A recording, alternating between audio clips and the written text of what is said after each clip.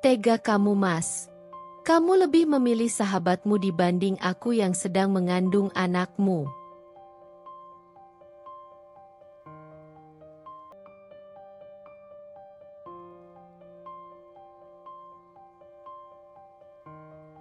Aku, Aira, menikah dengan Reza bukan karena cinta, melainkan karena perjodohan yang diatur oleh ibu kami.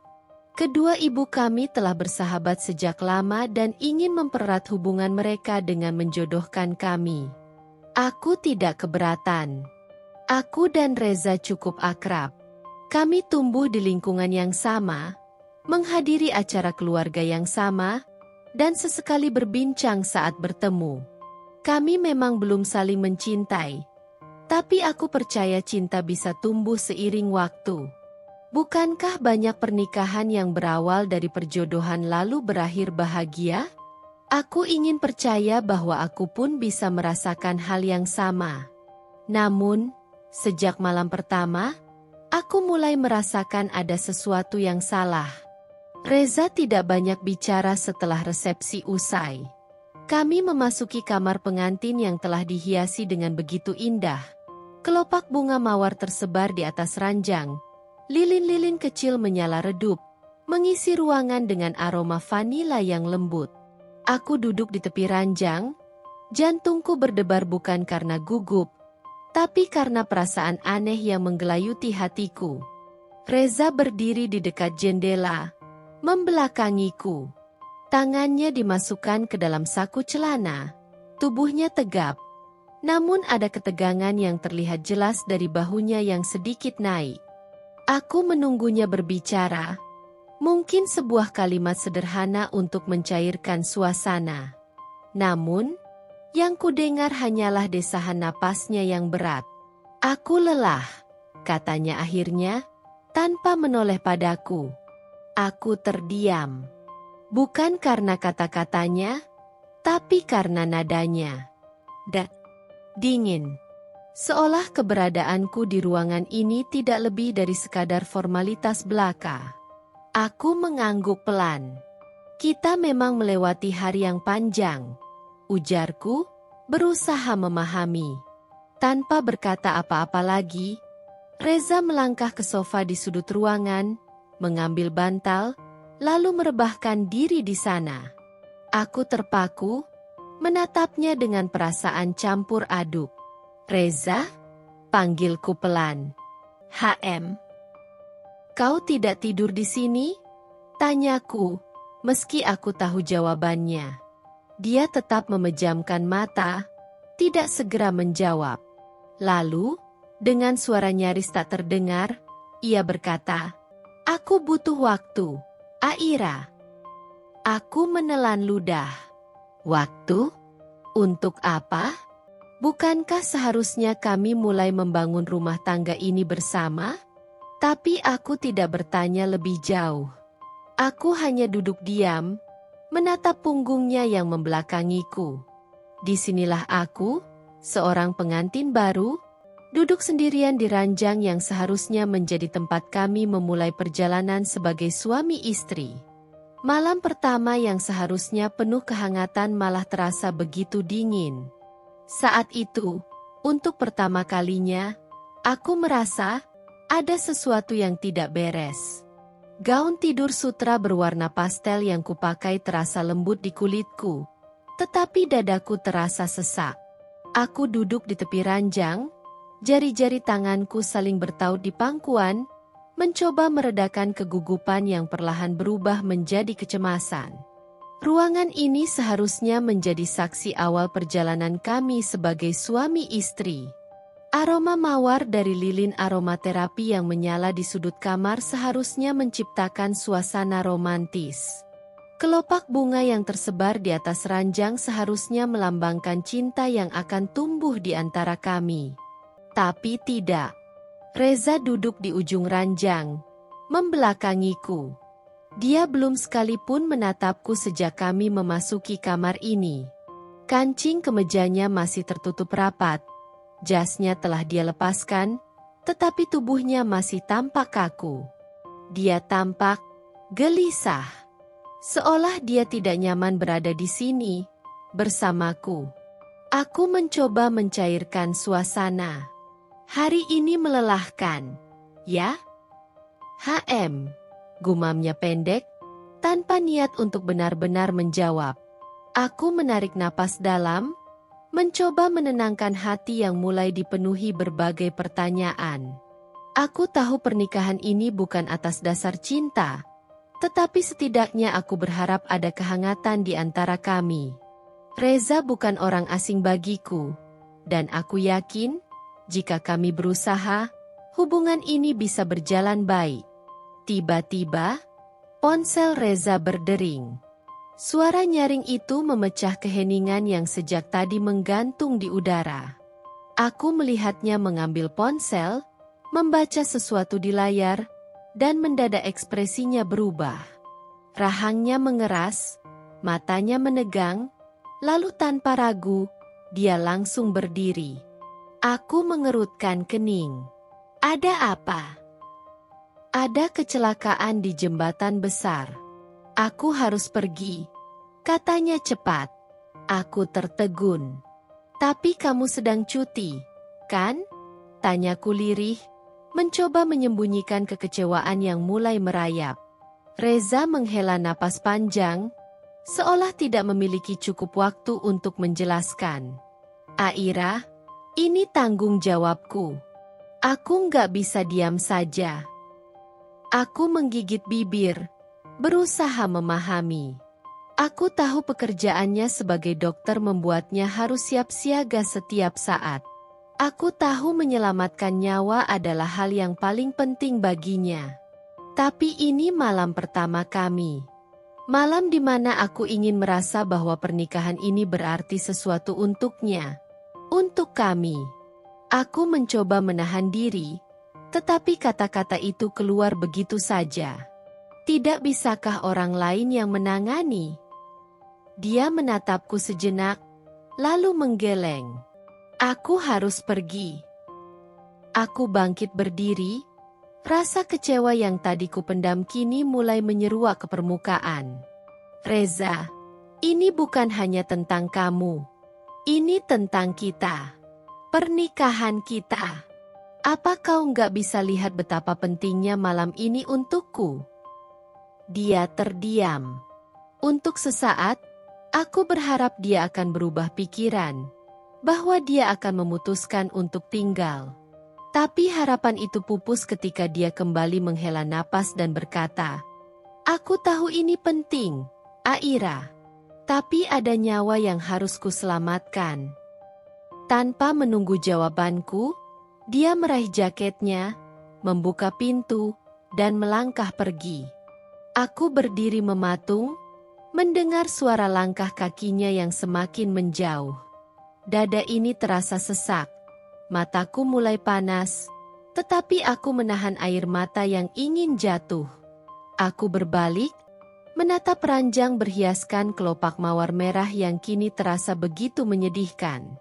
Sepasang lilin yang menyala redup di sisi tempat tidur terasa seperti saksi bisu dari kekecewaanku. Malam pertama kami berakhir bahkan sebelum sempat dimulai. Aku duduk kembali di tepi ranjang, meremas selimut yang terasa dingin di tanganku. Apa memang begini rasanya menikah dengan seseorang yang tidak mencintaimu? Apa ini pertanda bahwa aku akan selalu menjadi nomor 2 di hatinya? Di bawah pekerjaannya? Waktu berlalu. Jarum jam di dinding menunjukkan pukul 2 dini hari. Aku masih terjaga, menatap pintu kamar dengan harapan bodoh bahwa Reza akan kembali lebih cepat dari yang kuduga.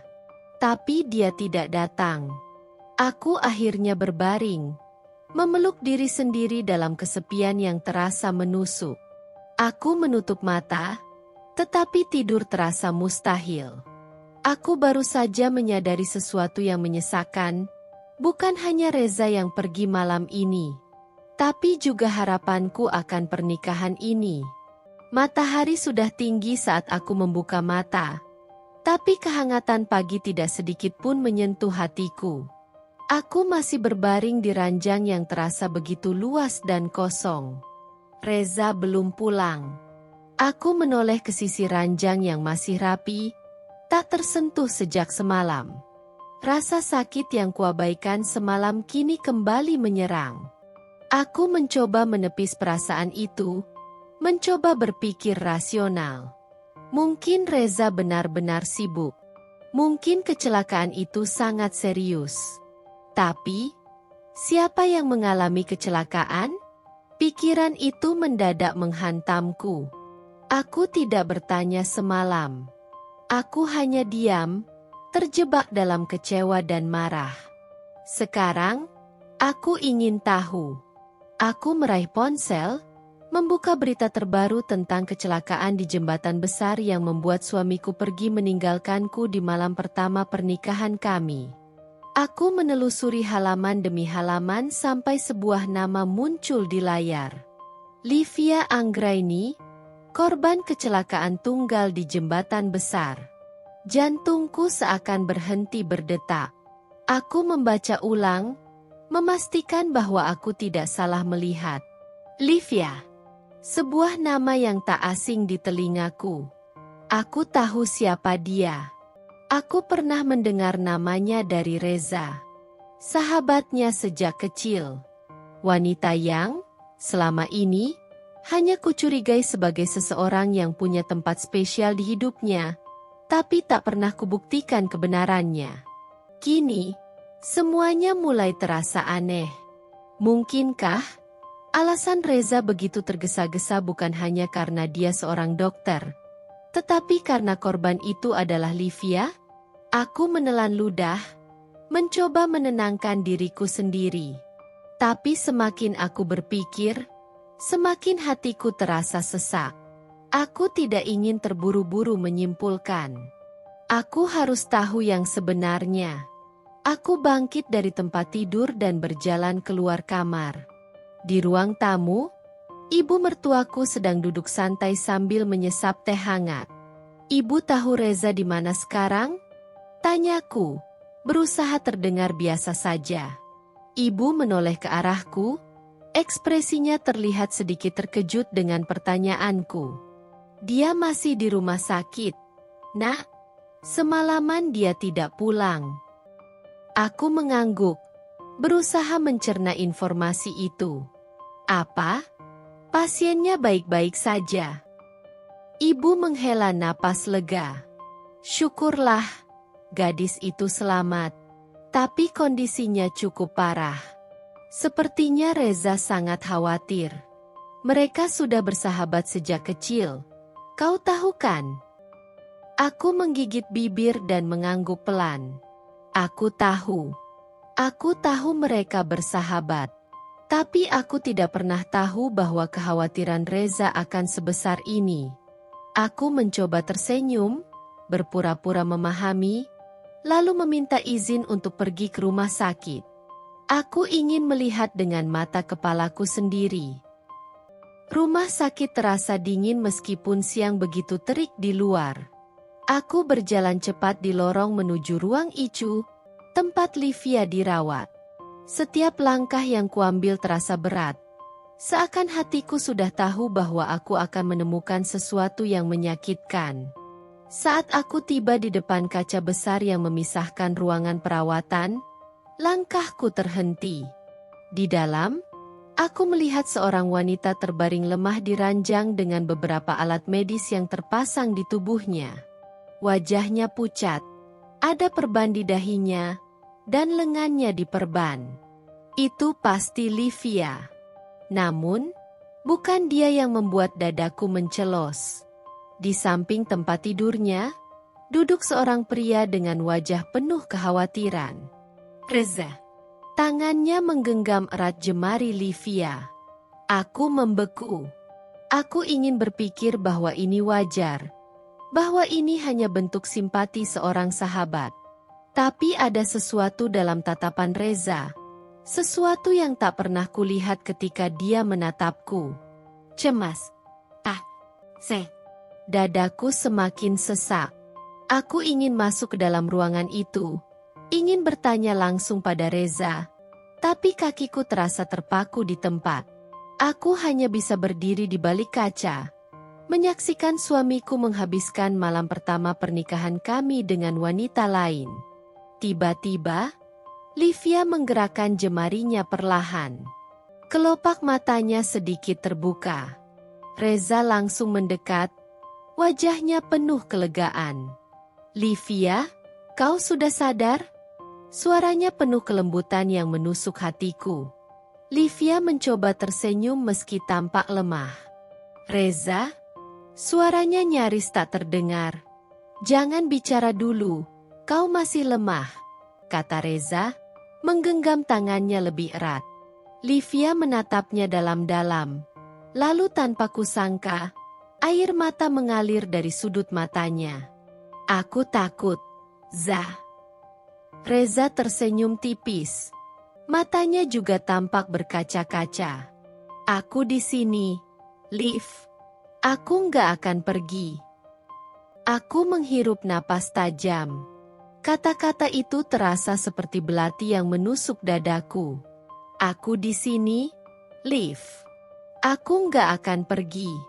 Tapi dia pergi dariku. Dia meninggalkanku di malam pertama kami tanpa sedikit pun ragu. Tanpa sadar, air mata menggenang di mataku. Aku mundur selangkah, lalu berbalik sebelum kakiku kehilangan kekuatan. Aku tidak bisa lagi berada di sana, menyaksikan suamiku begitu peduli, terlalu peduli, pada wanita lain. Aku berjalan cepat keluar dari rumah sakit, mengabaikan pandangan orang-orang yang mungkin melihat wajahku yang kacau. Hatiku terasa hancur. Kini, aku tahu. Malam pertama yang diabaikan bukan hanya karena tanggung jawabnya sebagai dokter, tapi karena hatinya. Mungkin memang bukan untukku. Hari demi hari berlalu, tetapi bukan kedekatan yang terbentuk di antara kami. Yang ada hanyalah jarak yang semakin melebar. Awalnya, aku mencoba memahami. Aku tahu Reza sibuk. Aku tahu dia seorang dokter yang bertanggung jawab atas nyawa banyak orang. Tapi, aku juga tahu bahwa aku istrinya. Dan aku semakin merasa seperti bayangan di rumah ini. Aku menunggu. Aku berharap. Aku berusaha keras untuk tetap bersikap wajar, menyiapkan makan malam, menyambutnya pulang, dan berusaha menciptakan suasana yang nyaman. Tetapi semua itu seakan tak berarti. Setiap kali aku ingin berbicara dengannya, ponselnya berdering. Setiap kali kami memiliki waktu berdua, selalu ada hal lain yang lebih penting baginya. Aku mulai merasa tak terlihat. Malam itu, aku kembali duduk di ruang tamu, menunggu suamiku pulang. Waktu sudah menunjukkan pukul 10 malam, dan aku tahu Reza akan tiba sebentar lagi. Di atas meja, hidangan makan malam yang kusiapkan sudah dingin. Aku duduk sambil menggenggam secangkir teh yang kini kehilangan kehangatannya. Persis seperti hubungan kami yang semakin lama semakin beku. Suara mobil berhenti di halaman, membuatku menegakkan tubuh. Tak lama kemudian, pintu terbuka, dan sosok Reza muncul di ambang pintu. Dia terlihat lelah. Matanya sedikit sembab, jas dokternya masih melekat di tubuhnya, dan kemeja putih yang dikenakannya kusut. Aku berdiri, mencoba menyambutnya dengan senyum meski hatiku sudah lelah menunggu kepastian. "Kamu sudah makan?" tanyaku dengan suara yang lebih lembut dari yang kuharapkan. Reza mengangguk singkat sambil melepas jasnya. "Sudah di rumah sakit."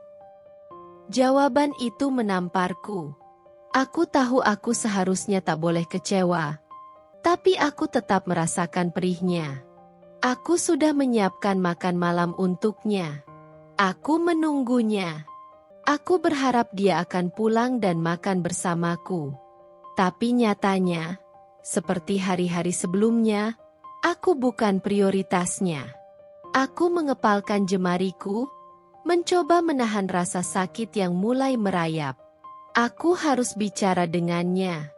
Aku harus tahu, apakah hubungan ini masih bisa diperbaiki, ataukah aku hanya berjuang sendirian. Reza, panggilku ketika dia hendak melangkah menuju kamar. Dia berhenti sejenak, menoleh dengan ekspresi datar. Ada apa? Aku menggigit bibir, mencoba mengumpulkan keberanian.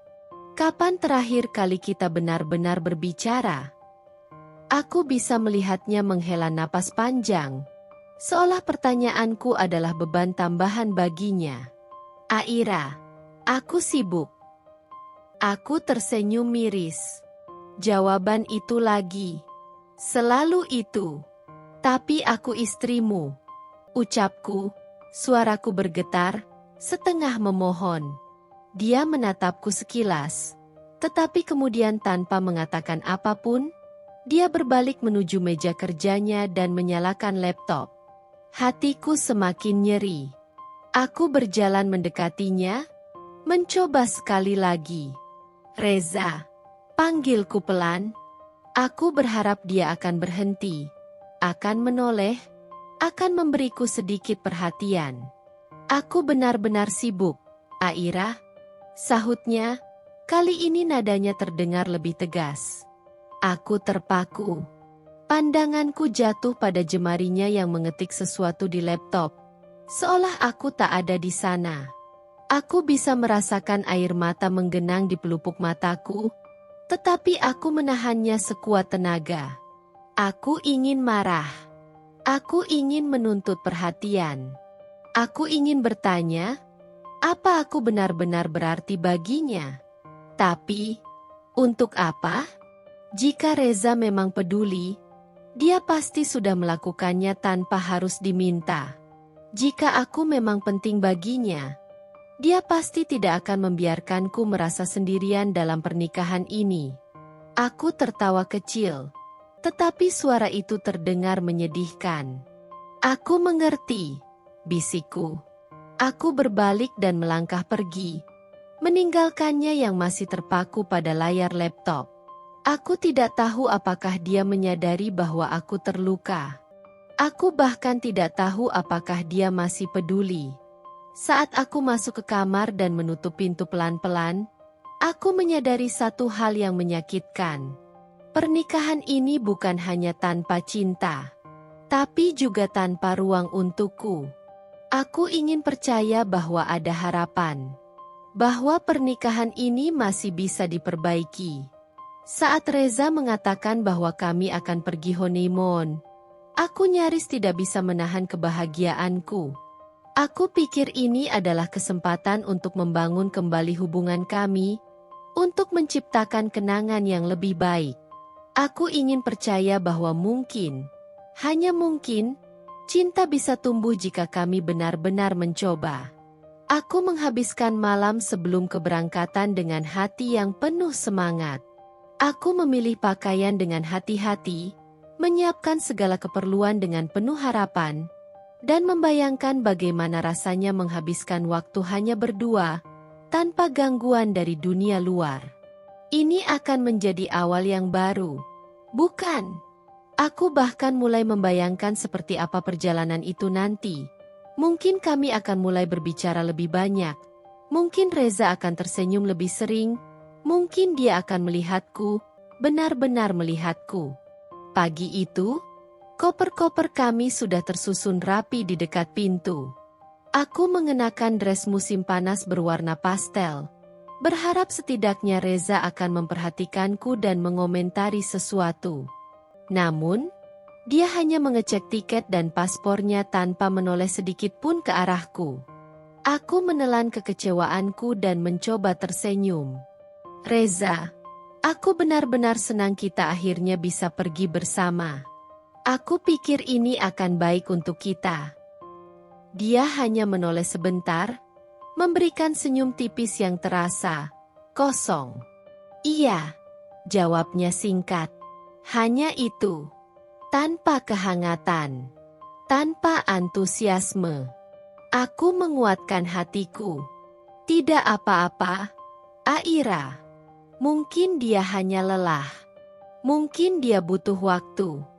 Namun, harapan itu hancur dalam sekejap. Saat kami hendak keluar rumah, ponsel Reza tiba-tiba berdering. Aku melihatnya melirik layar, dan seketika wajahnya berubah. Aku tahu ekspresi itu. Ekspresi yang sama seperti malam pertama kami, ketika dia meninggalkanku tanpa ragu, seakan aku bukan seseorang yang penting dalam hidupnya. Aku bisa mendengar suara perempuan di seberang telepon. Nafasnya terdengar tersengal, panik. Reza, supermarket tempatku bekerja kebakaran. Aku terjebak di dalam. Livia, dadaku mencelos. Aku melihat bagaimana jemari Reza menggenggam erat ponselnya. Aku melihat sorot matanya yang tiba-tiba dipenuhi kecemasan. Aku tahu apa yang akan terjadi. Aku tahu, bahkan sebelum dia mengatakannya, bahwa aku akan kehilangan dia lagi. Namun, aku tetap mencoba. Aku tetap ingin memperjuangkan ini. Reza, suaraku lirih, hampir bergetar. Kita sudah merencanakannya lama. Dia menoleh padaku. Ada dilema di matanya. Aku bisa melihatnya ragu. Tolong, kali ini, pilih aku. Aku ingin mengatakan itu. Aku ingin berteriak, menangis, memohon padanya untuk tidak pergi. Tapi aku hanya diam. Aku menunggu. Aku berharap. Namun, harapanku hancur saat dia menutup matanya sesaat, menghela napas berat, lalu berkata, "Aku harus pergi." Seakan kata-kata itu adalah vonis terakhir yang menghancurkan seluruh impianku. Aku tetap berdiri di tempatku, tidak bisa berkata apa-apa. Dia tidak mengatakan maaf, tidak memberi penjelasan, tidak mencoba menenangkanku. Dia hanya mengambil kunci mobilnya dan pergi, tanpa menoleh sedikit pun ke arahku. Aku masih berdiri di depan pintu, memandang kosong ke arah koper-koper yang telah kusiapkan dengan penuh harapan. Tiket pesawat masih kugenggam di tangan, dress cantik yang kupilih khusus agar terlihat indah di matanya kini terasa tidak ada gunanya. Mataku mulai memanas. Aku menggigit bibir, mencoba menahan air mata yang mendesak keluar. Begitu sakit hingga aku merasa seperti ditinggalkan di tengah hujan badai tanpa perlindungan apapun. Aku tertawa kecil, tapi suara itu terdengar begitu menyedihkan. Aku tidak akan pernah menjadi prioritasnya. Tidak akan pernah. Aku pulang ke rumah ibuku dengan hati yang penuh luka. Aku tidak peduli lagi apakah Reza akan mencari atau tidak. Aku tidak peduli apakah dia sadar aku pergi atau tidak. Yang aku tahu, aku tidak sanggup lagi bertahan dalam pernikahan yang membuatku merasa seperti orang asing di dalamnya. Begitu melihat wajah ibuku di ambang pintu, aku langsung jatuh ke dalam pelukannya. "Bu," suaraku bergetar. Aku menggenggam lengan ibuku erat. Seolah dia adalah satu-satunya pegangan yang kumiliki di dunia ini. Aku ingin pulang. Aku capek. Tangisku pecah. Untuk pertama kalinya sejak menikah, aku membiarkan diriku menangis tanpa henti. Semua yang selama ini kupendam, semua luka yang kutahan, akhirnya mengalir begitu saja dalam bentuk air mata. Ibuku hanya mengusap punggungku, membiarkanku meluapkan semuanya. Tidak ada kata-kata yang diucapkannya, hanya sentuhan lembut yang seolah berkata bahwa aku tidak sendirian. Setelah beberapa lama, aku akhirnya mulai tenang. Aku mengira ibuku akan membiarkanku tetap di sini, bahwa dia akan mendukung keputusanku untuk pergi dari pernikahan ini. Namun, aku salah. Ibuku justru bangkit dan mengambil ponselnya. Aku mengerutkan kening. "Bu, ibu mau apa?" tanyaku dengan suara serak. Ibuku tidak menjawab. Aku hanya bisa melihat bagaimana jari-jarinya mengetik sesuatu sebelum akhirnya ia menekan tombol panggil. Tak butuh waktu lama sebelum suara seorang perempuan menjawab dari seberang sana. "Ibu mertua." Aku tersentak. "Bu, kenapa?" Ibuku mengangkat tangannya, meminta aku untuk diam. Aku hanya bisa duduk dengan tangan gemetar, mendengar bagaimana ibuku mulai bercerita. Tentang aku yang menangis, tentang aku yang merasa diabaikan, tentang aku yang hampir menyerah pada pernikahan ini. Hatiku semakin sakit. Kenapa ibu malah menceritakan ini pada mereka? Kenapa bukan mendukungku? Namun, aku terlalu lelah untuk protes. Aku hanya duduk di sana, mendengarkan semuanya dengan dada yang semakin sesak. Beberapa hari kemudian, aku mendapat kabar bahwa ibu mertua memanggil Reza untuk bicara.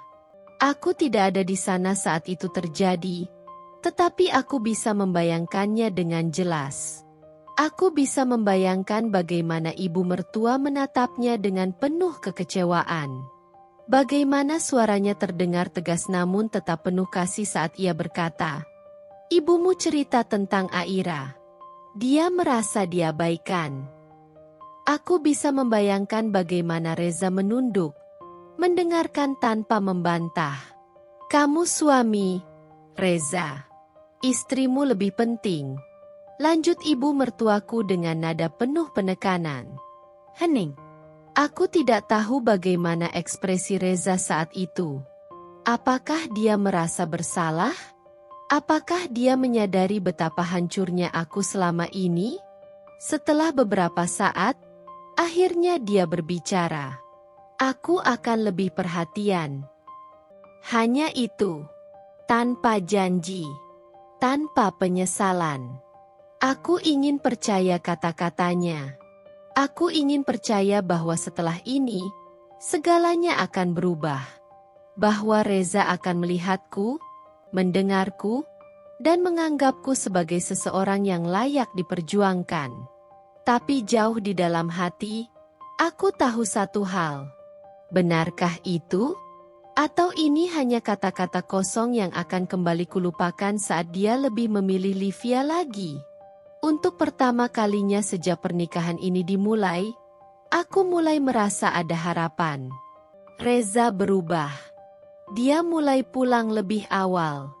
Dia mulai meluangkan waktunya untuk berada di rumah, untuk berbicara denganku, bahkan untuk menanyakan hal-hal kecil yang dulu terasa mustahil baginya. Suatu malam, saat aku duduk di sofa sambil membaca buku, aku mendengar suaranya.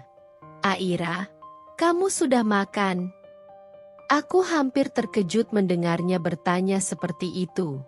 Aku menatapnya, memastikan bahwa dia benar-benar sedang berbicara padaku. Dia benar-benar bertanya. Aku menoleh dari buku yang sedang kubaca dan tersenyum kecil. "Sudah." Dia mengangguk pelan, lalu menatap ke arah meja makan. "Kalau kamu mau, besok kita bisa makan malam di luar. Ada restoran baru di dekat kantorku." Jantungku hampir berhenti berdetak.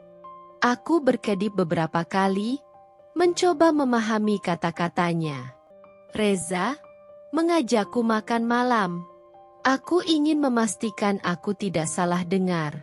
Aku ingin bertanya apakah dia benar-benar menginginkannya atau hanya sekadar formalitas. Tapi aku menahan diri. Aku takut jika aku bertanya terlalu banyak, semuanya akan menghilang. Jadi, aku hanya mengangguk pelan, berusaha menutupi antusiasme yang mulai muncul di hatiku. Tentu. Malam itu, aku tidur dengan perasaan hangat di dada. Untuk pertama kalinya, aku merasa seperti seorang istri.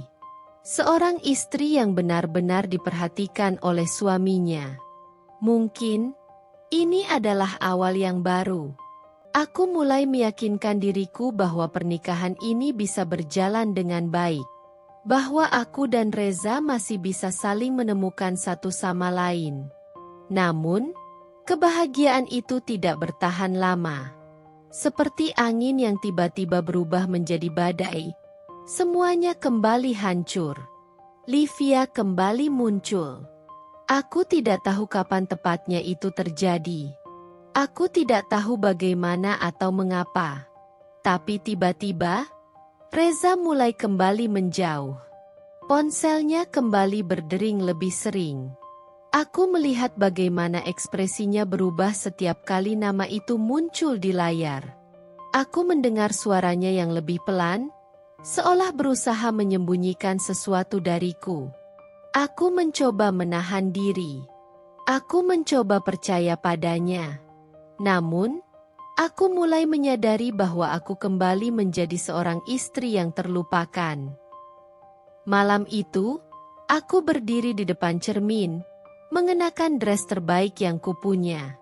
Aku bahkan berdandan sedikit, berharap setidaknya malam ini akan terasa spesial. Namun, saat aku sedang mengecek tas tanganku, ponselku berbunyi.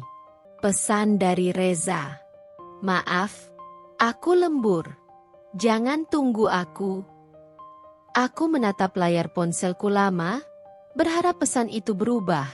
Berharap dia mengirim pesan lain yang menjelaskan semuanya. Tapi tidak ada. Aku tersenyum miris. Seharusnya ini adalah malam makan malam pertama kami di luar, sesuatu yang selama ini aku impikan. Namun, nyatanya, aku hanya sendirian. Aku berjalan ke meja makan, menatap 2 piring makanan yang sudah kusiapkan. Aku duduk, menatap makanan itu. Lalu, tanpa sadar, aku mulai berbicara dengan diriku sendiri. Aira, kenapa kamu masih berharap? Bisikku pelan. Mataku panas, tapi aku menolak untuk menangis. Tidak kali ini. Aku bangkit dari kursi, berjalan menuju balkon, dan menatap langit malam yang gelap. Lalu, tiba-tiba, ponsel Reza yang tertinggal di sofa berbunyi. Aku menoleh. Nama yang tertera di layar membuat dadaku mencelos. Livia. Tanganku bergetar saat aku meraihnya. Aku ingin mengabaikannya. Aku ingin membuang ponsel itu jauh-jauh.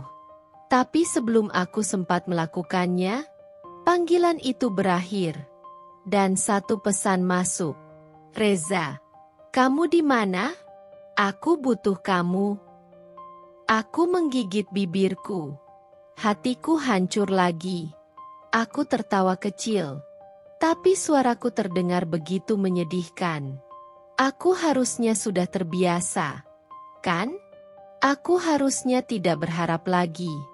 Namun, kenapa rasanya masih sesakit ini? Aku menggenggam ponsel itu erat. Lalu menutup mataku. Aku bertanya-tanya, apakah aku harus terus bertahan dalam pernikahan ini? Atau, aku hanya sedang menunggu saat hatiku benar-benar mati rasa. Hidupku berubah dalam sekejap.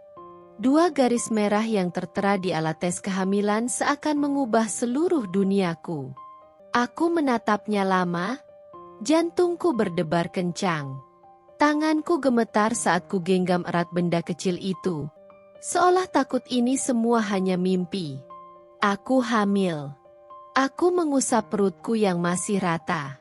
Ada kehidupan di dalam sana. Bayi yang lahir dari pernikahanku dengan Reza. Bayi yang, aku harap, akan menjadi titik balik bagi hubungan kami. Aku menahan air mata yang mulai menggenang di sudut mataku.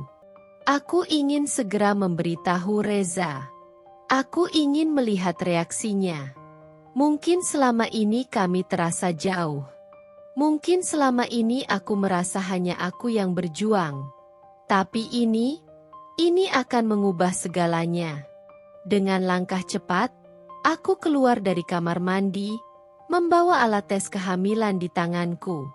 Hatiku penuh harapan. Reza sedang duduk di ruang tamu. Aku melihatnya menatap ponselnya dengan ekspresi serius, seperti sedang menunggu sesuatu. Aku berdiri di hadapannya, menarik napas dalam-dalam, lalu berkata dengan suara bergetar, "Reza, aku hamil." Dia mengangkat wajahnya. Aku menunggu reaksinya. Aku menunggu senyuman. Aku menunggu ekspresi bahagia, pelukan, atau sekadar cahaya di matanya. Tapi yang kudapatkan hanyalah keterkejutan yang datar. Reza menatapku selama beberapa detik, lalu melirik alat tes kehamilan yang kugenggam. "Kamu yakin?" tanyanya. Aku mengangguk cepat. Sudah tes beberapa kali. Hasilnya sama. Dia terdiam lagi. Suasana hening yang tercipta membuat harapanku perlahan-lahan memudar. Kemudian, dia tersenyum kecil. Senyum yang terasa lebih seperti kewajiban daripada kebahagiaan. "Selamat, Aira." Itu saja. Tidak ada pelukan. Tidak ada kata-kata penuh emosi. Tidak ada kegembiraan seperti yang kubayangkan. Hatiku mencelos. Aku ingin bertanya, "Itu saja?" Tapi suaraku tersangkut di tenggorokan. Lalu, tiba-tiba, ponselnya bergetar. Aku melihat namanya di layar. Livia. Reza menatap layar ponselnya sekilas, lalu bangkit berdiri. "Aku harus angkat," katanya, lalu berjalan pergi ke balkon, meninggalkanku di sana, sendiri, dengan kebahagiaan yang kini terasa hampa. Aku menunduk, menggenggam alat tes kehamilan itu erat. Mengapa rasanya justru seperti aku baru saja menerima kabar buruk? Hari-hari berlalu, tapi kebahagiaanku tetap terasa seperti milikku sendiri. Reza tidak pernah membahas tentang kehamilanku kecuali aku yang memulainya. Dia tidak pernah bertanya bagaimana perasaanku, bagaimana kondisiku. Setiap kali aku mencoba berbicara dengannya, ponselnya selalu berbunyi. Selalu ada pesan, selalu ada telepon yang seolah lebih penting dariku. Suatu malam, aku memberanikan diri untuk bertanya. Kami sedang duduk di kamar, Reza sibuk menatap layar ponselnya, jemarinya terus mengetik pesan. Aku menarik napas dalam, berusaha mengumpulkan keberanian. "Reza, kamu tidak bahagia dengan kehamilan ini?" tanyaku pelan. Dia terdiam sejenak, lalu meletakkan ponselnya di samping tempat tidur. "Apa maksudmu?" Aku menatapnya penuh harap. "Aku merasa kamu tidak peduli." Dia mendesah, mengusap wajahnya. "Aira, aku sibuk." Aku menelan ludah. "Sibuk dengan siapa?" Reza mengerutkan kening. "Apa maksudmu?" Aku menatapnya lurus-lurus. "Dengan Livia?" Aku melihat bagaimana rahangnya mengeras saat mendengar nama itu. Tapi aku butuh jawaban. Aku butuh kejujuran. Aku hanya bertanya. Lanjutku dengan suara bergetar. "Kenapa setiap kali aku butuh kamu, setiap kali aku ingin berbicara denganmu, selalu ada dia?" Reza menghela napas panjang, lalu menatapku dengan ekspresi yang sulit kubaca. "Aira, aku hanya membantu dia. Livia sedang dalam masa sulit." Aku tertawa kecil, meskipun tidak ada yang lucu. "Sedang dalam masa sulit? Aku juga, Reza." Aku meletakkan tanganku di perut. "Aku hamil. Aku juga butuh kamu." Dia terdiam. "Tapi kamu selalu memilihnya." Aku berharap dia membantahku. Aku berharap dia berkata bahwa aku salah, bahwa dia tidak pernah memilih Livia di atasku. Tapi dia tidak melakukannya. Dia hanya bangkit dari tempat tidur, meraih ponselnya, lalu berjalan keluar kamar tanpa sepatah kata pun. Aku duduk di tempatku, menatap pintu yang tertutup, dan membiarkan air mataku jatuh. Aku hamil. Aku membawa anaknya. Tapi mengapa aku tetap merasa seperti orang asing di hidupnya? Aku berpikir bahwa setidaknya, mungkin orang lain akan bahagia untukku. Mungkin ibuku, atau ibu mertua, atau sahabatku. Tapi ada satu orang yang sama sekali tidak terlihat senang dengan kabar kehamilanku. Livia. Aku menyadari itu saat bertemu dengannya di sebuah kafe. Aku baru saja selesai dari pemeriksaan dokter ketika tanpa sengaja bertemu dengannya. Livia menatapku lama, lalu tersenyum kecil. "Jadi, kamu benar-benar hamil?" katanya pelan. Aku menegang. "Iya." Dia menyeruput kopinya dengan santai, tapi sorot matanya dingin. "Aku tidak menyangka kamu bisa sejauh ini." Aku mengepalkan tangan di bawah meja. "Maksudmu apa?" Dia mengangkat bahu. "Aku hanya berpikir, mungkin kamu cukup pintar untuk tahu bahwa ini tidak akan mengubah apapun." Aku menegang. Livia tersenyum tipis. "Aira, kamu pikir bayi ini akan membuat Reza lebih mencintaimu?" Dia tertawa kecil. "Kamu terlalu naif." Aku merasakan sesuatu yang panas di dadaku. "Aku tidak meminta Reza untuk mencintaiku," kataku tegas. "Aku hanya ingin dia menjadi seorang ayah yang baik." Livia mendekat, menatapku lurus-lurus. "Dan kalau aku bilang, dia tidak akan pernah bisa melakukan itu?" Aku terdiam. Dia tersenyum puas. "Cinta tidak bisa dipaksakan, Aira. Dan bayi ini tidak akan mengubah siapapun." Aku menggigit bibir, berusaha menahan air mata yang hampir jatuh. Aku ingin membantahnya. Aku ingin mengatakan bahwa dia salah. Tapi di dalam hatiku yang paling dalam, ada ketakutan besar bahwa Livia mungkin benar. Dan itu jauh lebih menyakitkan daripada apapun. Aku mulai merasakan sesuatu yang tidak wajar sejak kabar kehamilanku tersebar. Sebelumnya, Livia memang sudah sering menghubungi Reza. Namun, kini intensitasnya semakin menjadi-jadi. Bahkan lebih sering dari sebelumnya. Siang, malam. Tidak peduli sedang di rumah, di kantor, atau bahkan saat kami sedang makan malam berdua, ponsel Reza hampir tidak pernah berhenti bergetar dengan nama yang sama terpampang di layar. Livia. Pada awalnya, aku mencoba mengerti. Aku mencoba meyakinkan diriku bahwa mereka memang sudah berteman sejak kecil. Bahwa mungkin, Livia benar-benar hanya membutuhkan bantuan Reza dalam sesuatu. Tapi semakin hari, aku semakin sulit untuk menutup mata. Terutama saat aku mulai menangkap perubahan dalam suara dan ekspresi Reza setiap kali berbicara dengannya. Malam itu, aku baru saja keluar dari kamar mandi ketika aku mendengar suara samar dari balkon. Suara Reza. Aku mengintip dari balik pintu kamar yang sedikit terbuka. Reza berdiri di sana, memunggungiku. Ponselnya menempel di telinga.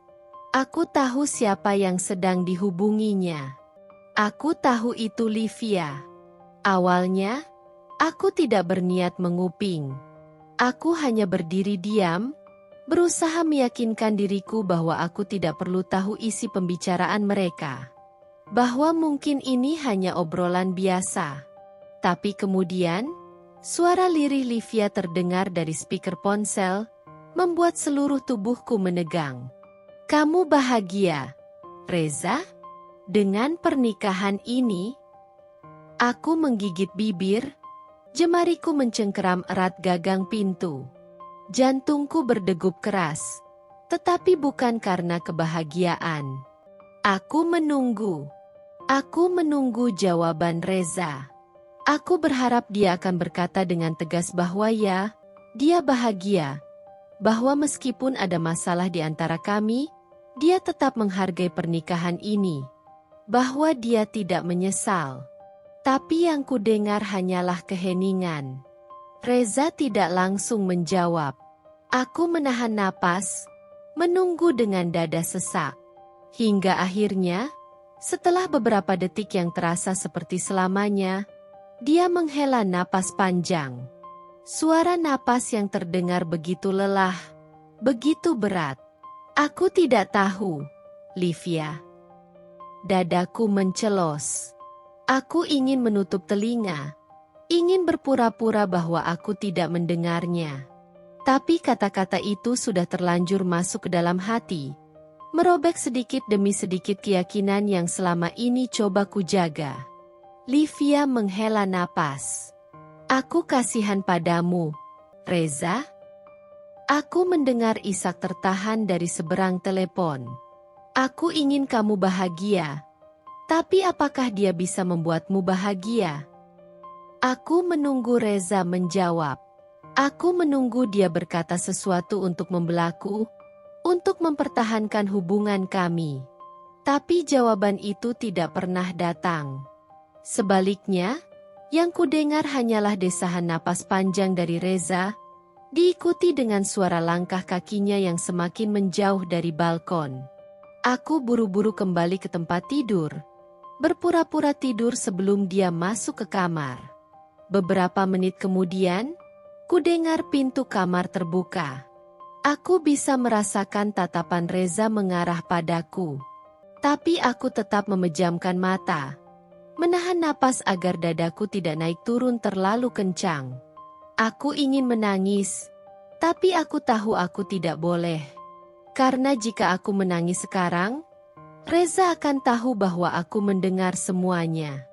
Aku tidak siap menghadapi kebenaran itu.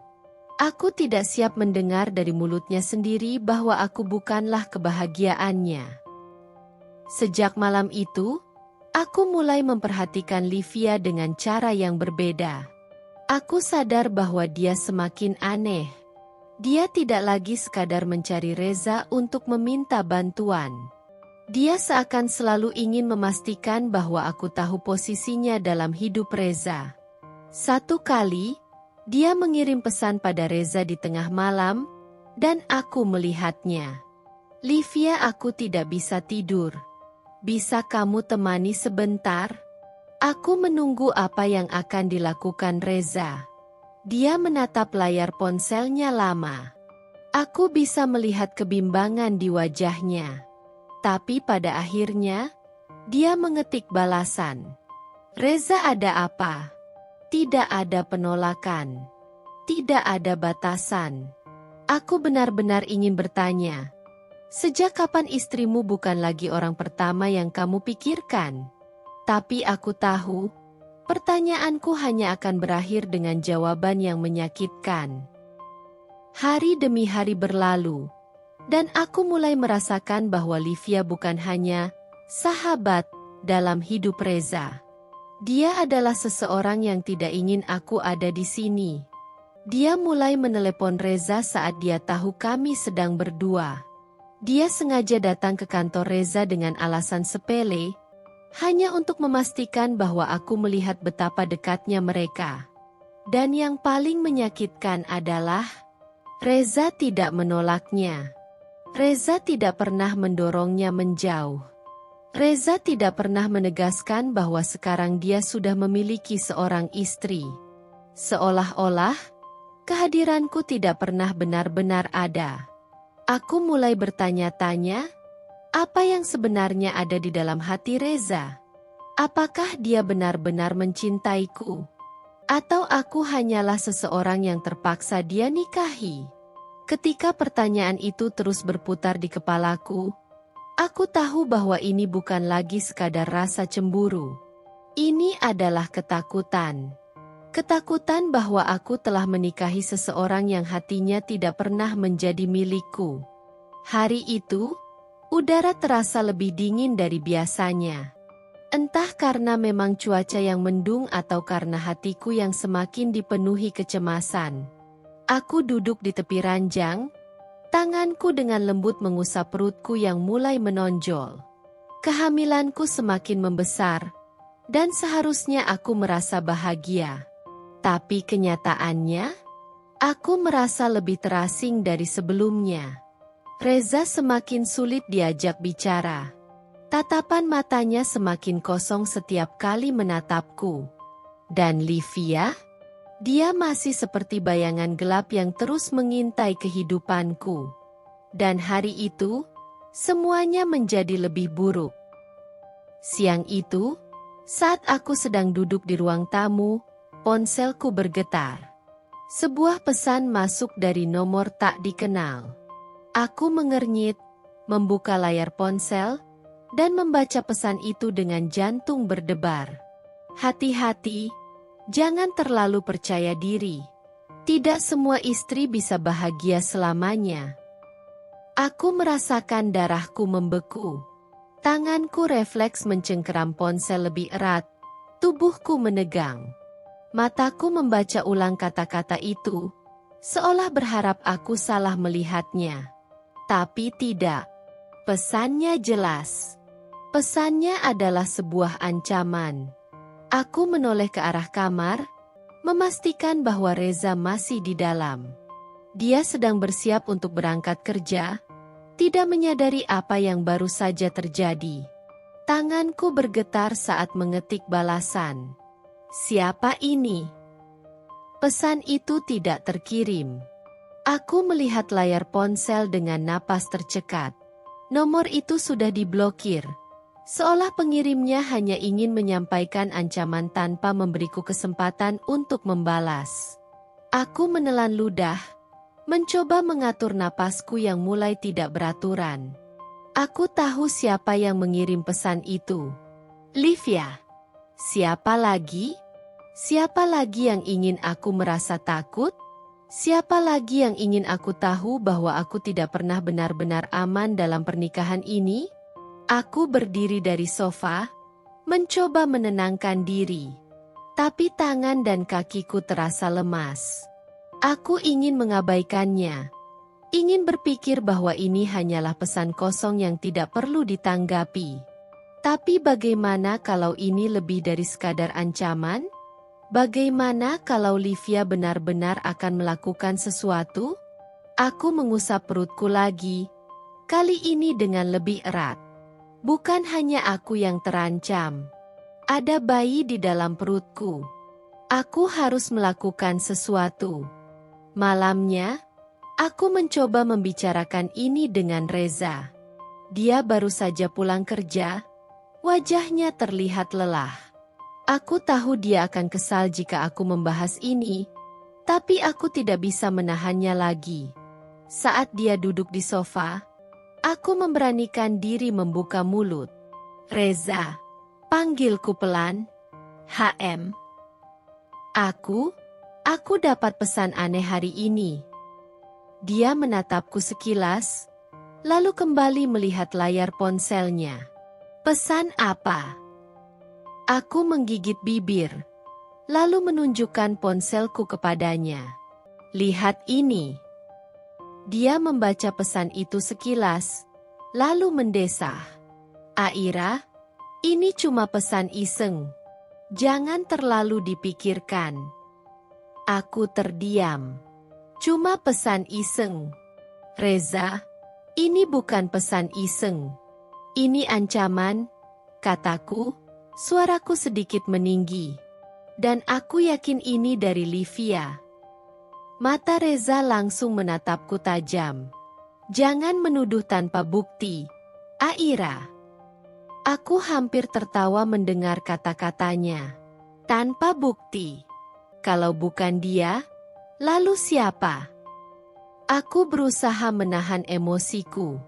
Reza, Livia semakin aneh. Dia semakin sering menghubungimu.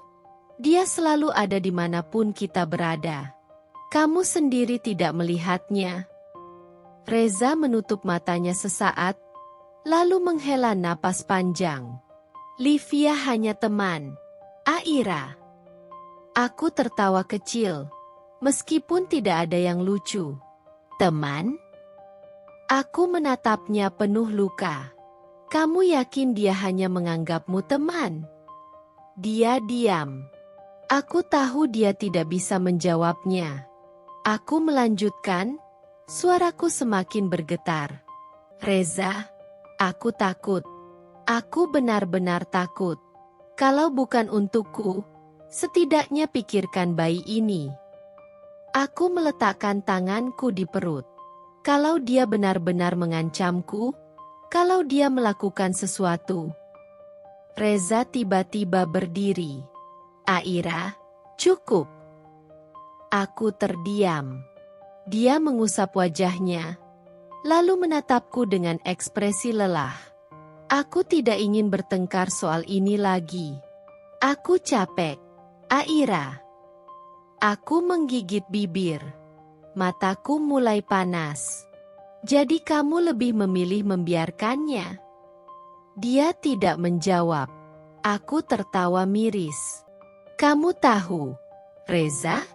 Aku benar-benar ingin percaya bahwa kamu ada di pihakku. Aku menatapnya dengan mata berkaca-kaca. Tapi semakin hari, aku semakin sadar bahwa aku sendirian dalam pernikahan ini. Aku berbalik, meninggalkannya sendirian di ruang tamu. Meninggalkannya dengan semua luka yang tidak bisa kulukiskan dengan kata-kata. Malam itu, aku tidak bisa tidur. Aku menatap layar ponselku, membuka pesan itu berkali-kali. Aku tahu Livia menginginkan sesuatu dariku. Dia ingin aku menyerah. Dia ingin aku pergi. Tapi aku tidak akan menyerah semudah itu. Aku menyentuh perutku lagi, merasakan detak jantung kecil yang semakin tumbuh di dalam sana. Aku harus melindungi bayi ini.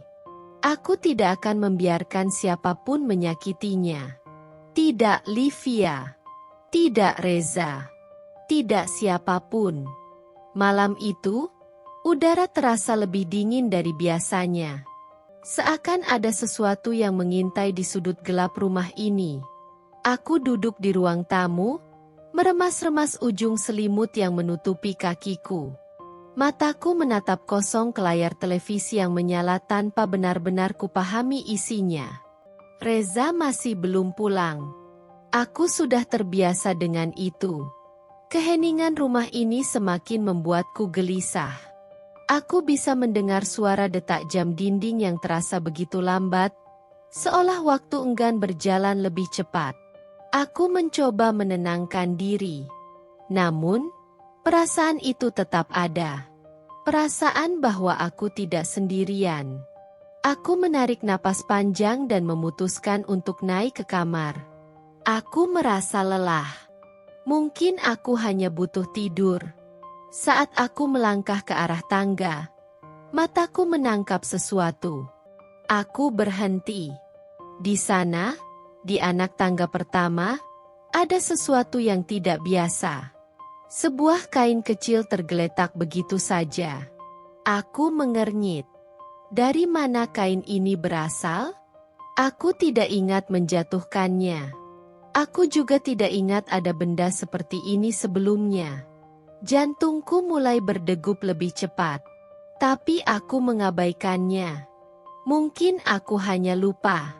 Aku mencoba meyakinkan diri sendiri bahwa ini bukan apa-apa. Aku melangkah maju. Dan saat kakiku menginjak anak tangga pertama, aku terpeleset. Segalanya terasa begitu cepat. Aku kehilangan keseimbangan, tubuhku terayun ke belakang. Napasku tercekat. Jantungku seakan berhenti berdetak. Aku mencoba meraih sesuatu, apa saja, untuk menahan tubuhku agar tidak jatuh. Aku berhasil mencengkeram pegangan tangga. Tubuhku terhuyung, lututku hampir menghantam lantai. Aku merasakan dinginnya keringat yang membasahi pelipisku. Napasku terengah-engah. Aku hampir jatuh. Hampir saja. Dan jika aku jatuh dari tangga ini, aku tidak bisa membayangkan apa yang akan terjadi. Bayi dalam kandunganku, apakah dia akan selamat? Pikiran itu menghantamku dengan keras, membuat tubuhku semakin gemetar. Saat itulah, dari sudut mataku, aku melihat sesuatu. Atau lebih tepatnya, seseorang. Bayangan itu berdiri di ujung lorong, samar dalam remang-remang cahaya. Aku menahan napas. Aku tidak bisa melihat wajahnya, tapi aku tahu seseorang ada di sana. Aku bisa merasakannya. Aku membuka mulut, ingin mengatakan sesuatu. Tapi sebelum aku sempat mengeluarkan suara, bayangan itu menghilang. Dada ini mencelos. Aku berusaha mengatur napas, tapi rasanya semakin sulit. Aku menoleh ke belakang, memastikan tidak ada orang lain di sekitarku. Namun, lorong itu kosong. Hanya kesunyian yang menyelimuti. Aku tahu ada seseorang di sana. Aku tahu ada seseorang yang melihatku hampir jatuh. Tapi dia tidak melakukan apapun untuk menolongku. Karena dia tidak ingin aku selamat. Aku menggigit bibir, menahan ketakutan yang merayap di setiap inci tubuhku. Ini bukan kebetulan. Ini bukan kecelakaan. Seseorang ingin aku jatuh. Seseorang ingin aku kehilangan bayiku. Dan aku tahu, siapa yang paling ingin aku tidak ada di sini. Livia. Malam itu, aku duduk di tepi ranjang dengan tangan masih gemetar. Aku memandangi ponselku, menimbang-nimbang apakah aku harus menelepon Reza. Tapi aku tahu bagaimana reaksinya. Dia akan mengatakan aku hanya terlalu banyak berpikir. Dia akan mengatakan aku terlalu curiga. Dia akan mengatakan ini hanya kebetulan. Aku memejamkan mata, menahan air mata yang menggenang. Aku ingin menyerah. Aku ingin pergi dari rumah ini. Tapi aku tahu, jika aku menyerah sekarang, maka Livia akan menang. Dan aku tidak akan membiarkan itu terjadi. Aku menyentuh perutku, merasakan kehidupan kecil yang ada di dalamnya. Aku tidak sendirian. Aku harus bertahan. Untuk bayiku. Untuk diriku sendiri. Tapi pertanyaannya, berapa lama lagi aku bisa bertahan sebelum seseorang benar-benar berhasil menyakitiku? Dini hari itu, aku terbangun dengan rasa nyeri yang menusuk perutku. Awalnya, aku pikir hanya kram biasa. Namun, saat rasa sakit itu datang lagi, lebih kuat dan lebih tajam, aku tersentak. Tanganku refleks memegang perutku yang semakin besar. Ada sesuatu yang tidak beres. Aku mengerang pelan, mencoba duduk tegak. Tapi gerakan sekecil apapun membuat tubuhku bergetar menahan sakit. Aku menggigit bibir, menahan rasa nyeri yang semakin intens. Aku tahu ini bukan sekadar kram biasa. Ini lebih dari itu. Ini kontraksi. Aku masih 7 bulan. Ini terlalu cepat. Aku menoleh ke samping. Reza masih terlelap di tempat tidurnya. Aku berusaha meraih tangannya dengan gemetar. Reza? Suaraku lemah, hampir tak terdengar. Dia tidak bergerak. Aku mencoba lagi, kali ini mengguncang lengannya. Reza, bangun. Akhirnya, dia menggeliat dan membuka matanya dengan malas. Aira, kenapa? Aku merintih. Perutku sakit. Aku pikir aku mengalami kontraksi. Seketika, wajahnya berubah panik. Dia langsung bangkit dari tempat tidur dan membantuku duduk. Kita harus ke rumah sakit sekarang, katanya, membantu menopang tubuhku. Aku mengangguk lemah. Aku bisa merasakan keringat dingin membasahi dahiku. Setiap langkah terasa berat, dan setiap detik terasa begitu lama. Setibanya di rumah sakit, aku langsung dibawa ke ruang pemeriksaan. Rasa sakit itu masih datang dan pergi dalam gelombang yang semakin kuat. Aku berusaha bernapas dengan teratur, seperti yang diajarkan dalam kelas ibu hamil, tapi rasanya mustahil. Aku menggenggam tangan Reza erat-erat, seolah dia adalah satu-satunya hal yang bisa menahanku agar tidak tenggelam dalam rasa sakit ini. "Reza, aku takut," bisikku dengan mata berkaca-kaca. Dia menatapku, mencoba tersenyum untuk menenangkanku. "Aku di sini, Aira. Aku tidak akan pergi kemana-mana. Aku ingin percaya padanya. Aku ingin percaya bahwa dia akan tetap di sini bersamaku." Tapi kemudian, ponselnya berdering. Aku melihatnya dengan tatapan penuh harap. Dia mengeluarkan ponselnya, melihat nama di layar, dan ekspresinya berubah drastis. Aku tahu siapa yang menelepon. Aku tahu sebelum dia mengangkatnya. Tapi aku masih berharap. Aku masih berharap dia akan mengabaikannya. Namun harapanku hancur saat dia menjawab panggilan itu. "Reza, aku kecelakaan. Tolong aku." Suara Livia terdengar panik di ujung telepon. Aku menatap Reza dengan mata membelalak, menggenggam tangannya lebih erat. "Reza, aku mohon, jangan pergi." Suaraku hampir tak terdengar, dipenuhi rasa sakit dan ketakutan. Dia tampak dilema. Dia menatapku, lalu kembali ke ponselnya. Aku bisa melihat konflik batin di wajahnya, tapi aku juga tahu bagaimana ini akan berakhir. Dan benar saja, dia menarik tangannya dari genggamanku. "Maaf, Aira, aku harus pergi," katanya dengan suara rendah.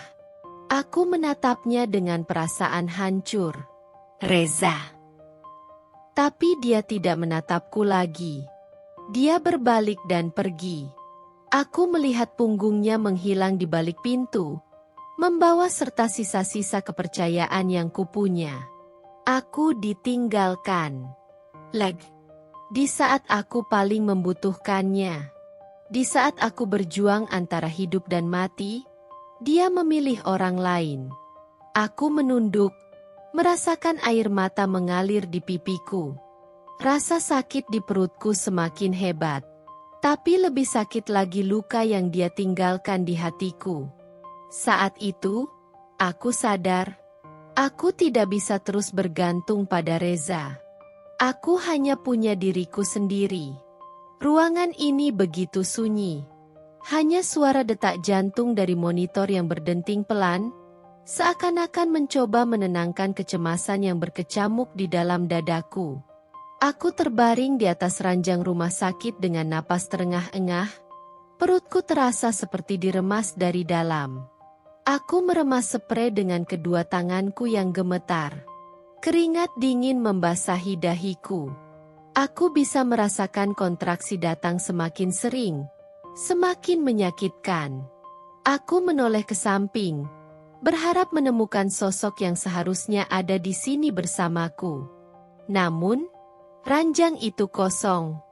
Reza belum kembali. Aku memejamkan mata, menahan perih yang tidak hanya berasal dari tubuhku, tapi juga dari luka yang menganga di hatiku. Aku ingin menangis, ingin menjerit, tapi suara itu tertahan di tenggorokan. Aku mencoba meraih ponselku di meja kecil di sebelah ranjang.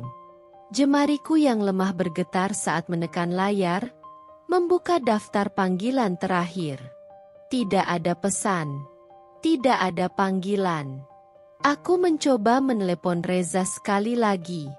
Suara sambungan terdengar, lalu berhenti. Panggilan ditolak. Hatiku mencelos. Tanganku melemah. Ponsel itu jatuh ke pangkuanku. Aku menatap langit-langit dengan air mata yang mulai mengalir deras. Reza? Bisikku dengan suara yang hampir tak terdengar. Kenapa? Kenapa kau tidak di sini? Kenapa? Di saat aku berjuang menghadapi rasa sakit ini, kau justru memilih pergi? Kenapa? Di saat aku paling membutuhkanmu, kau justru menutup teleponku? Kenapa? Di saat aku melahirkan anakmu, kau lebih memilih dia? Aku menarik napas dalam-dalam, mencoba menahan tangis. Tapi dada ini terasa begitu sesak. Aku merasa seperti tenggelam di dalam lautan gelap, tanpa siapapun yang bisa menarikku ke permukaan. Aku mencoba bangkit. Aku ingin ke kamar mandi, sekadar mencuci wajahku yang penuh dengan air mata. Aku ingin menenangkan diri, meskipun aku tahu itu tidak mungkin. Perlahan, dengan tubuh yang masih terasa lemah, aku turun dari ranjang. Kaki telanjangku menyentuh lantai dingin, membuat tubuhku menggigil. Aku menahan perutku, merasakan denyutan tajam di dalamnya. Aku berjalan perlahan menuju kamar mandi di ujung ruangan. Langkahku goyah. Saat aku membuka pintu dan masuk ke dalam, aku tidak menyadari sesuatu yang fatal. Lantai kamar mandi licin. Aku terlambat menyadarinya. Bro, tubuhku terhempas ke lantai dengan keras. Aku tidak sempat berpegangan. Aku tidak sempat menyeimbangkan diri. Aku hanya merasakan benturan luar biasa yang menyakitkan. Dan kemudian, aku merasakan sesuatu yang hangat mengalir di antara kedua kakiku. Aku terdiam beberapa detik. Tubuhku membeku. Rasa nyeri yang tajam menjalar dari perutku, seakan mencabik-cabik isi perutku dari dalam. Aku menoleh perlahan ke bawah. Saat itulah aku melihatnya. Dar, bukan hanya setetes atau 2 tetes, tapi banyak. Terlalu banyak. Mataku membelalak, napasku tercekat. Aku merasakan dingin menjalar ke seluruh tubuhku, bukan hanya karena lantai kamar mandi yang beku, tapi karena kenyataan yang kini menamparku tanpa ampun. Aku mencoba bergerak, tapi tubuhku tidak mau merespons. Kakiku terasa kaku. Tanganku gemetar saat mencoba meraih sesuatu untuk berpegangan. Tidak, tidak, bisikku, suara lirih penuh kepanikan. Aku ingin bangkit. Aku ingin keluar dari sini. Aku ingin mencari bantuan. Tapi tubuhku terlalu lemah. Aku merasakan perutku semakin sakit. Terlalu sakit. Aku tidak bisa menahannya. Aku berusaha menjerit, tapi suaraku tersangkut di tenggorokan. Yang keluar hanya erangan lemah. Aku akan kehilangan bayiku. Aku akan kehilangan anakku. Air mataku mengalir deras. Aku menatap pintu kamar mandi yang terasa begitu jauh.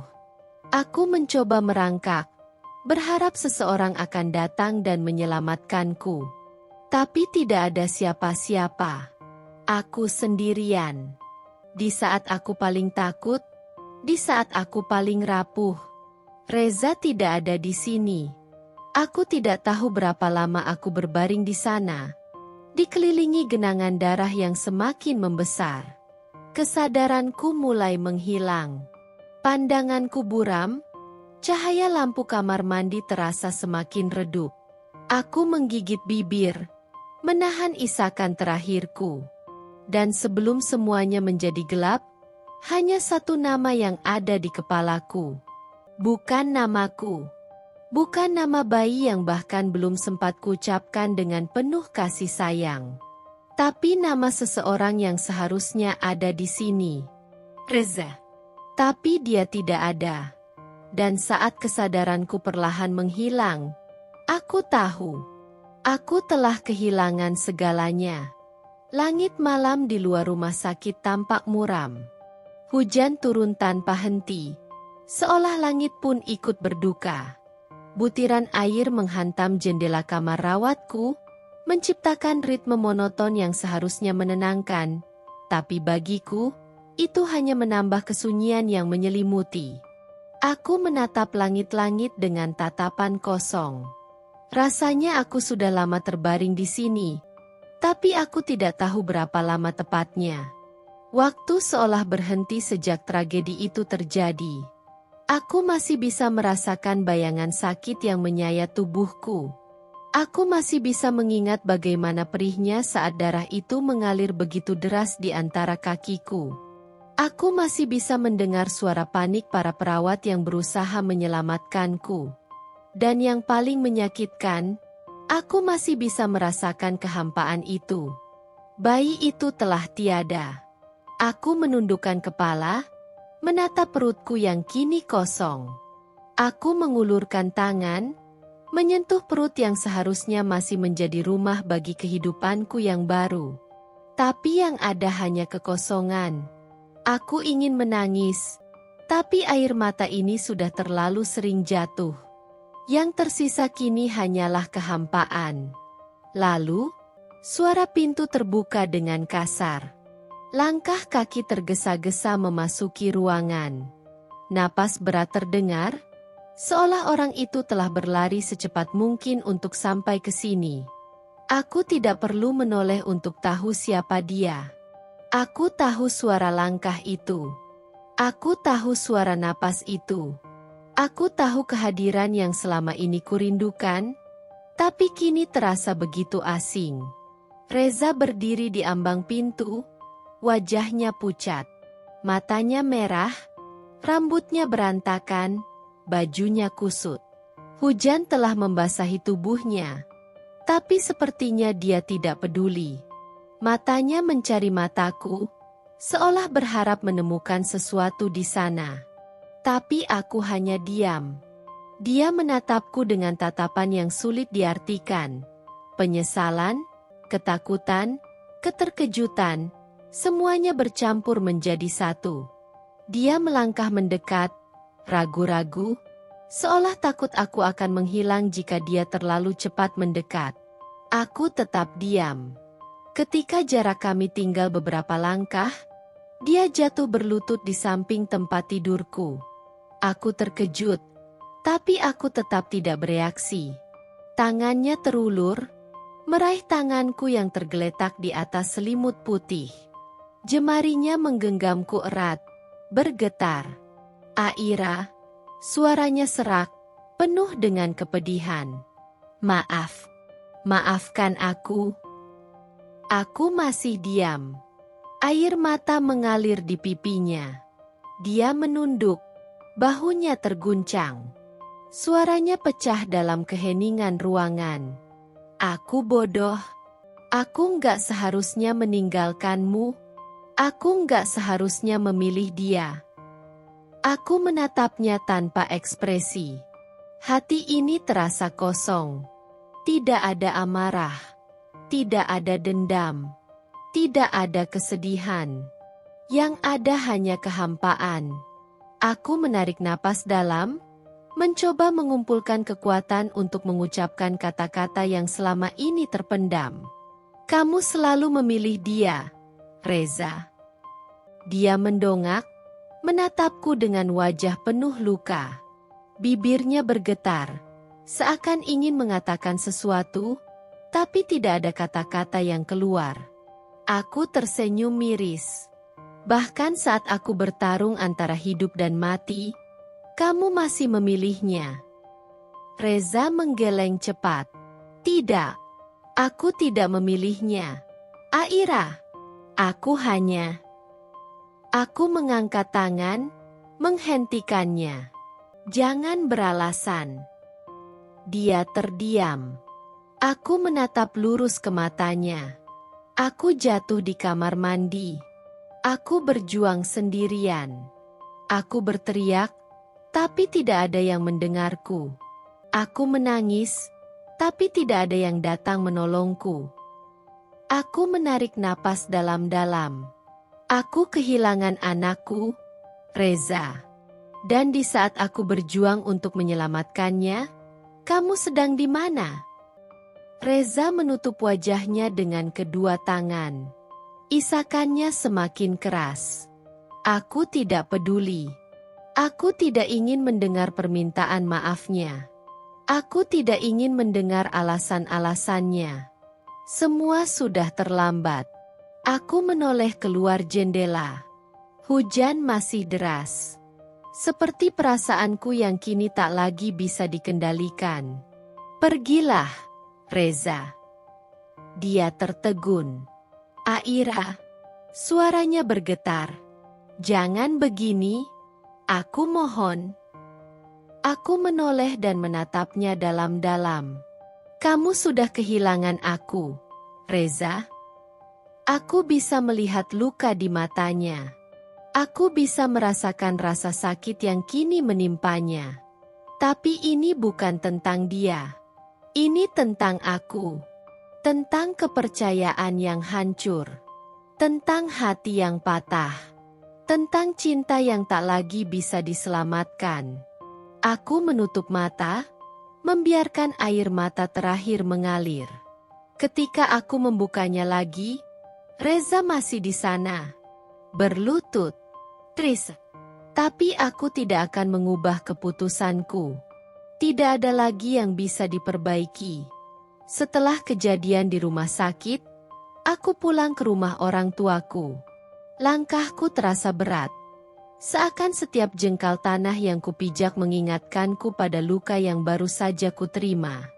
Hatiku masih perih, dadaku masih sesak, dan pikiranku terus dipenuhi dengan kejadian yang ingin sekali kulupakan. Di kamar lamaku, aku duduk di tepi ranjang, menatap keluar jendela. Hujan turun perlahan, menari-nari di atas genting. Aku menyandarkan kepalaku ke kaca, merasakan dinginnya meresap ke kulit. Aku kehilangan anakku. Aku kehilangan kepercayaanku pada suamiku. Dan kini, aku kehilangan pernikahanku. Reza mencoba menemuiku berkali-kali. Aku mendengar suara mobilnya berhenti di depan rumah. Aku mendengar ibuku berbicara dengannya di teras. Suaranya penuh dengan keputusasaan. Tapi aku tidak ingin keluar. Aku tidak ingin bertemu dengannya. Aku tidak bisa memaafkan seseorang yang memilih pergi di saat aku paling membutuhkannya. Hari demi hari berlalu, dan aku mulai belajar untuk menerima. Luka ini tidak akan hilang begitu saja. Tapi aku tahu aku harus bertahan. Aku tahu aku harus bangkit. Untuk diriku sendiri. Lalu, suatu hari, sebuah amplop berwarna coklat tiba di depan pintu. Tidak ada nama pengirim, tapi aku tahu dari siapa itu. Tanganku gemetar saat membukanya. Di dalamnya, ada sepucuk surat. Aira, aku tahu aku tidak pantas untuk dimaafkan. Aku tahu aku telah melakukan kesalahan yang tak termaafkan. Aku telah menyakitimu dengan cara yang bahkan aku sendiri tidak bisa mengerti mengapa aku melakukannya. Aku tidak akan meminta kesempatan kedua. Aku tidak akan memohon agar kau kembali. Aku hanya ingin kau tahu satu hal. Aku menyesal, lebih dari apapun di dunia ini. Aku kehilangan anak kita. Dan yang lebih menyakitkan, aku kehilanganmu. Jika waktu bisa diulang, aku akan memilih untuk tetap di sisimu, selamanya. Aku akan membuang semua kebodohanku dan memastikan kau tidak pernah merasa sendiri. Tapi aku tahu, waktu tidak bisa diputar kembali. Aku telah menghancurkan segalanya dengan tanganku sendiri. Aku tidak akan pernah bisa memperbaiki kesalahanku. Tapi satu hal yang pasti, aku akan selalu mencintaimu. Meski dari jauh. Reza. Tangan yang memegang kertas itu bergetar. Air mata jatuh tanpa bisa kuhentikan. Aku menutup mataku, membiarkan perasaan itu membanjiri seluruh tubuhku. Aku menangis, bukan karena aku masih mengharapkan Reza kembali, tapi karena aku tahu, Tidak ada yang bisa mengembalikan apa yang telah hilang. Aku menarik napas dalam-dalam, menatap surat itu sekali lagi sebelum melipatnya dan menyimpannya di dalam laci. Mungkin Reza benar-benar menyesal. Mungkin dia benar-benar mencintaiku. Tapi penyesalan tidak bisa menghapus rasa sakit yang telah terjadi. Dan aku memilih untuk melanjutkan hidupku tanpa dia. Aku memilih untuk menyembuhkan lukaku sendiri. Aku memilih untuk bahagia tanpa Reza.